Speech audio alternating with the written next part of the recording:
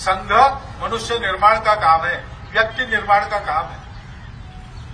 बहुत से लोग कहते हैं आप और काम क्यों नहीं करते, क्या है हाथ ऊपर हाथ नीचे, इससे क्या होने वाला है, रोज शाखा में जाके और कुछ करते।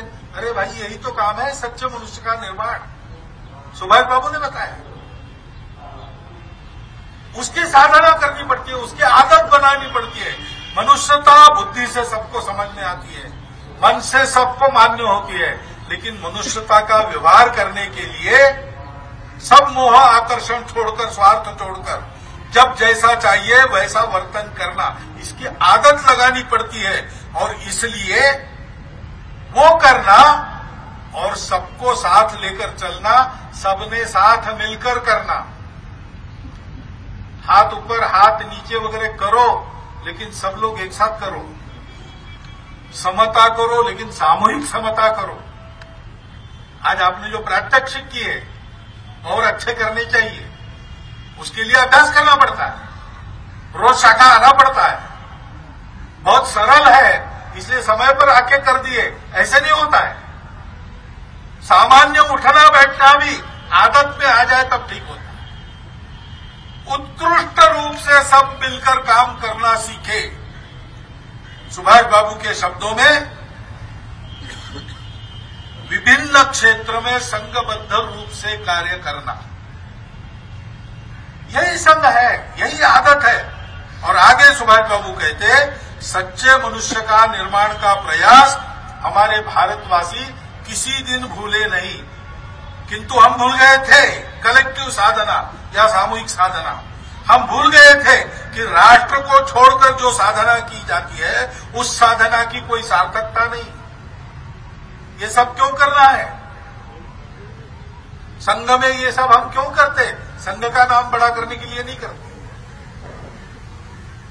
हमको संपूर्ण समाज को ही ऐसा बनाना है, समाज में अलग संगठन नहीं करना है, पूरे समाज को इन आदतों से परिपूर्ण करना है। हमारा कोई स्वार्थ नहीं है, हमको कोई चुनाव जीतना नहीं है, हमको लोकप्रियता भी नहीं चाहिए, लेकिन सुभाष बाबू जैसे लोगों ने बताया है कि दूसरा रास्ता नहीं है, इसलिए ये साधना हम करते।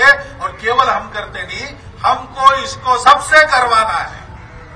संघ का नाम हो ना हो, तेरा वैभव अमर रहे मां, हम दिन चार रहे न रहे, इस भाव को मन में लेकर हम अपने कार्य का विस्तार करें।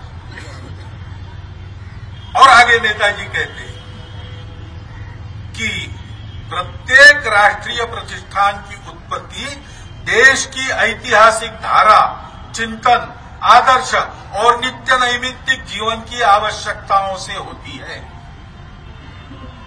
तो हमारा ये जो चला है प्रतिष्ठान, वो ऐसे ही चला है। देश की ऐतिहासिक धारा को हम आगे बढ़ा रहे हैं। ऐतिहासिक चिंतन, सारे चिंतन का सारांश लेके हम चल रहे हैं। इसलिए हमको सुभाष बाबू के कहने में भी संघ मिल जाता है, रविन्द्रनाथ के कहने में भी संघ मिल जाता है, स्वामी विवेकानंद के कहने का एक्सटेंशन ही हम अपने आप को मानते हैं। ऐसा इसलिए होता है कि विचार के मामले में हमने कुछ नई बात कही नहीं।